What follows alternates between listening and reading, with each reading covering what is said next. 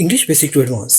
आज की short video में हम कुछ जुमले सीखेंगे इंग्लिश के, जैसा कि वेयर आर यू फ्रॉम, इसका मतलब है आप कहाँ से हैं, और जवाब इसका होगा I am from USA.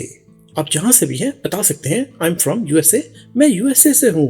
How old are you, आपकी उम्र क्या है, इसका जवाब दे सकते हैं आई एम 27 years old, या जो भी आपकी उम्र है, जितने भी साल के हैं आप। आई एम 27 years old, मैं 27 साल का हूँ।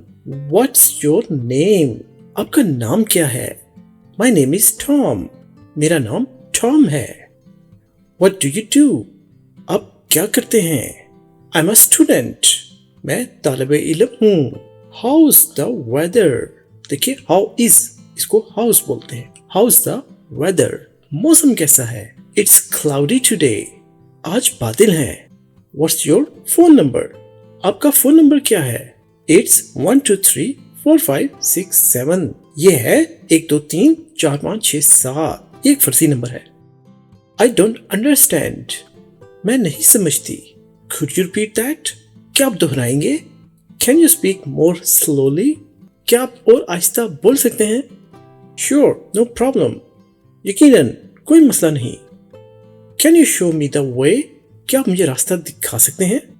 Yes, follow me, जी हाँ मेरे पीछे आइए।